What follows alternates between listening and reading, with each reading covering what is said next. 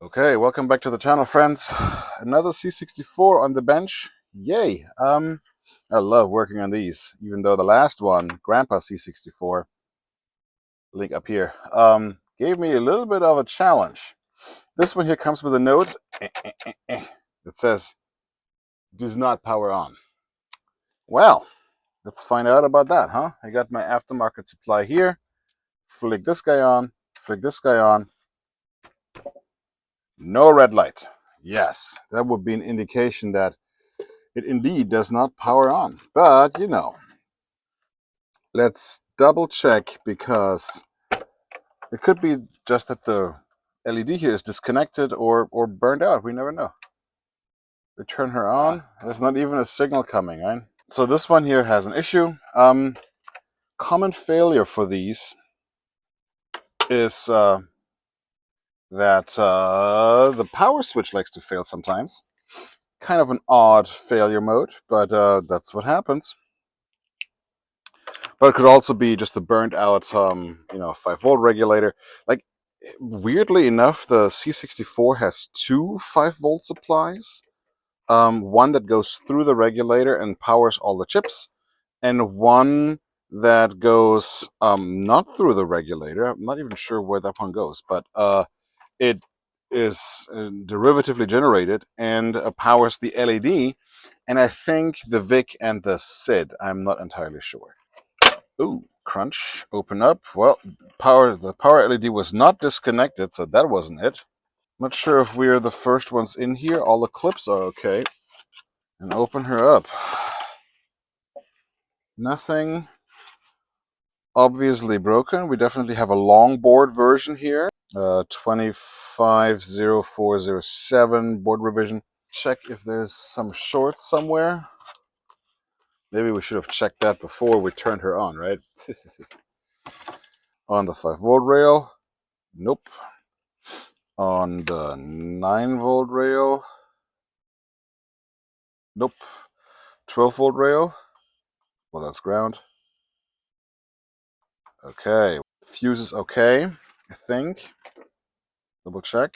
That's fuse is fine. Triple check. Yeah, that's fine. Well, there's some corrosion here on the power switch, I can see. Discoloration here on the power switch. It could be indeed that there's no power coming through. Alright, let's find out. Huh.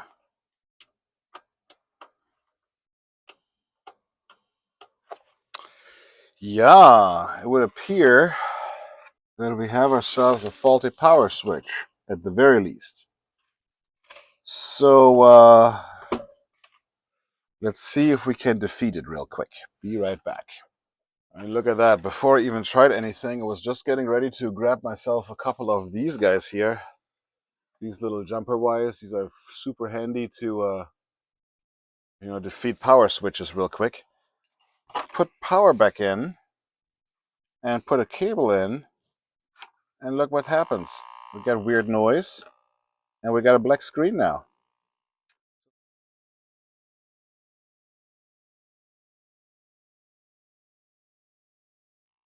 So something's happening, clearly. Let's fire up the scope real quick. I would usually wager it's a problem with the SID. But, it could be many, many different things. Grab myself a ground over here. Let's check the clock real quick. Yeah, 1 megahertz clock is good. And reckoning that we probably also have proper 5 volts here. Oh. We don't. We don't have 5 volts on the...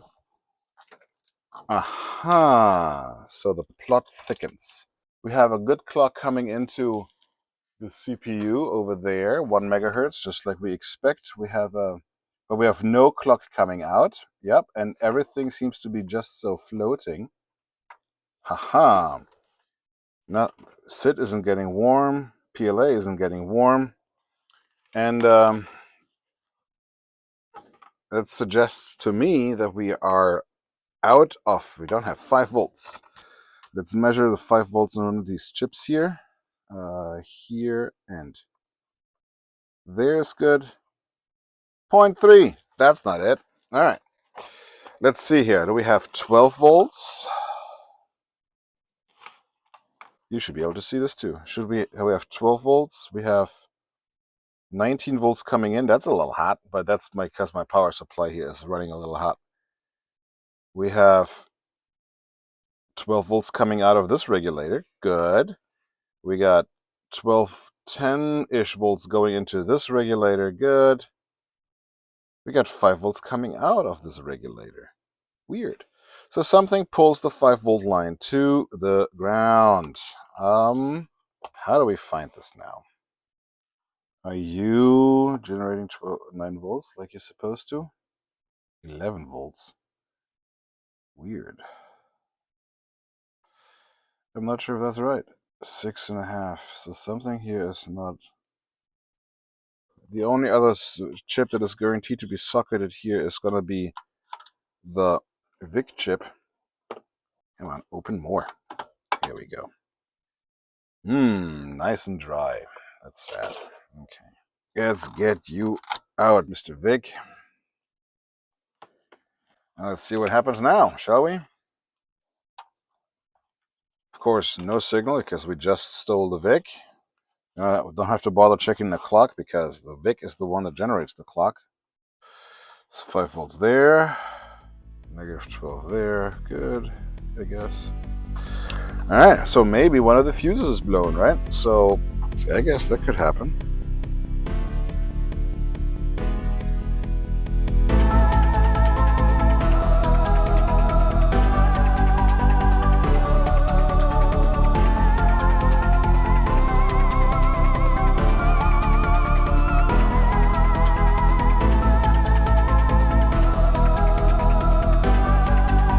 Well, that concludes all the fuses, doesn't it?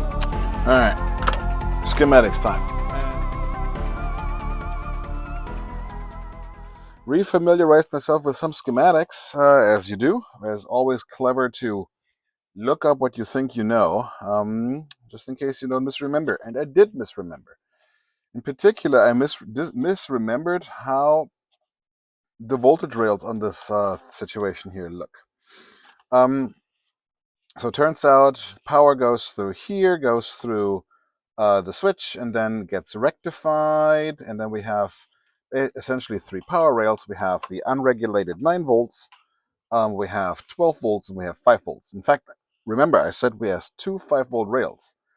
And I was misremembering. I thought that 5 volts gets generated on here, but it's not true. 5 volts comes straight from the power supply.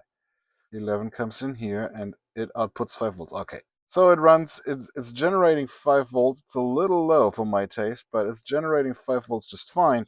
And those are the 5 volts that go right here to the VIC. Like I said, it's a little low. This 5-volt rail here seems to be okay.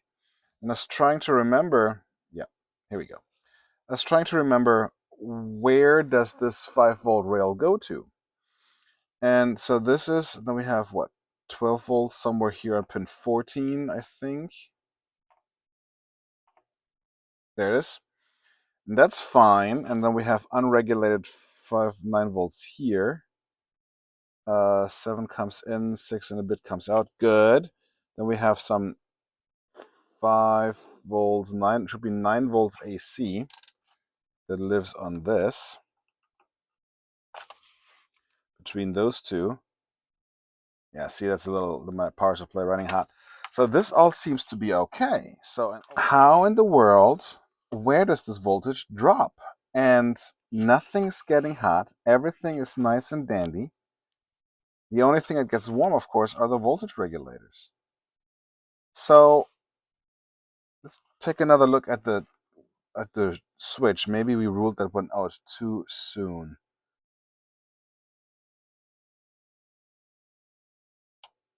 Yep, okay. So I am looking at this switch here. I can't find a short, and when I trace the power all the way back, I thought the switch was okay. Maybe it's not. Let's see here. All right. So we're in AC. Oh, yeah, we want to measure AC. So we're in AC. 9 volt. This thing is also off. Oh, here we go. Yep. And when we turn her on, there we go. We expect this to drop because now these are connected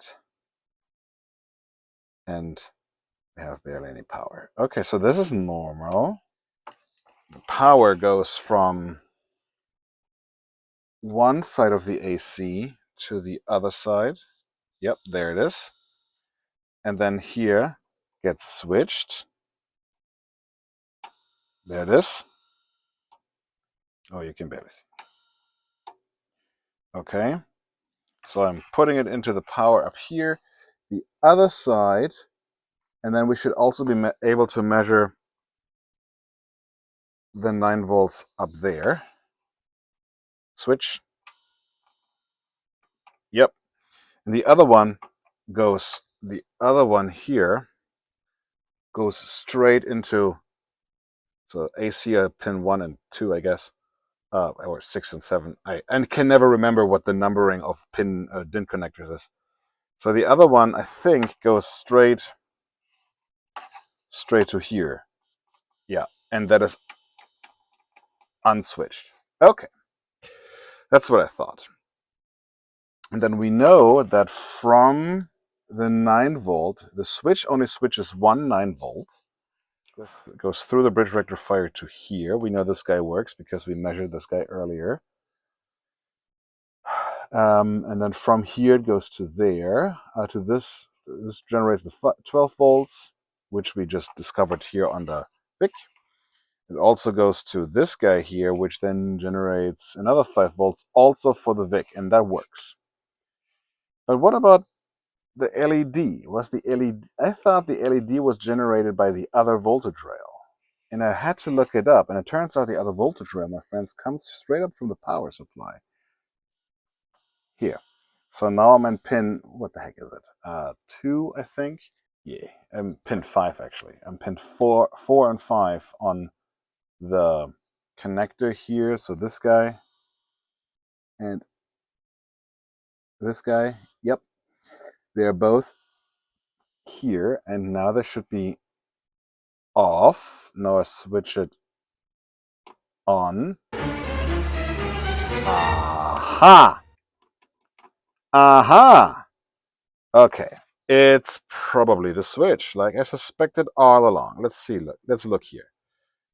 Let's focus on this thing properly. See this? Okay, so this switch works as follows. When I'm switched off, there should be continuity between 3 and 2. Here we are switched off, continuity. Goes away when I turn it on, and now instead I should have continuity between 1 and 2. Yeah. So 2 is always connected, 4 is always connected. How about the other side? The 5 volt side is up here.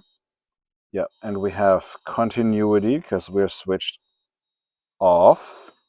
Switching on, continuity goes away, and now we should have continuity on the other ones.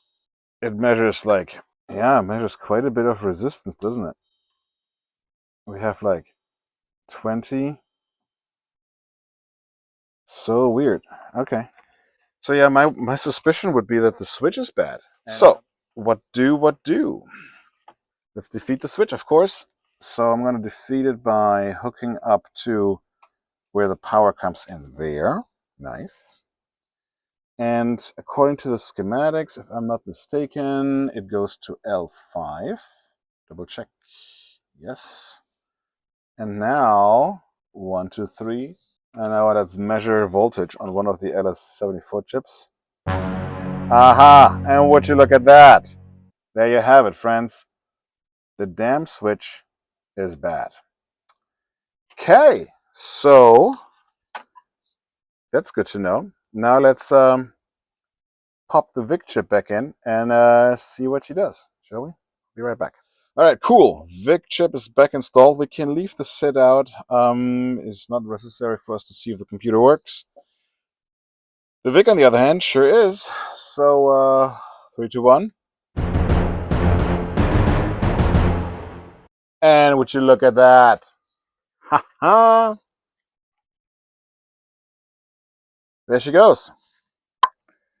That is one dead switch. I think we have to install a new switch, huh?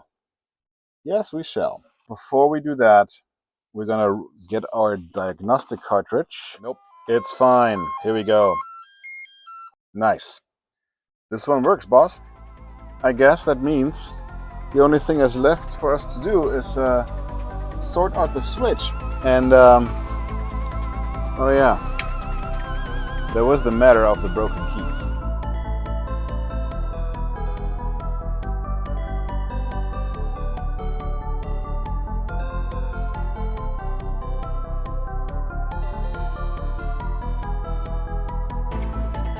Alright, and here we are. New switch is fitted, shields are back on. Quick test if we ruined it or not comes now. And she still works. Great! Okay, so now I guess we can put it back in its case after we give the case a thorough cleaning and replace the keyboard.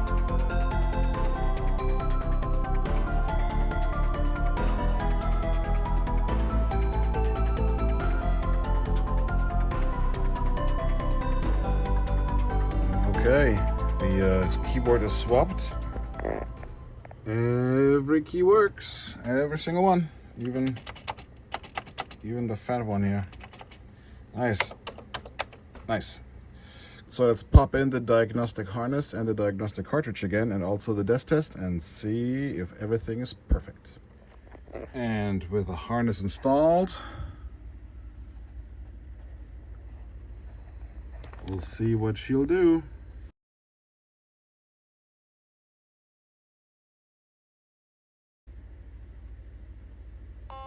Aha, tests all perfect.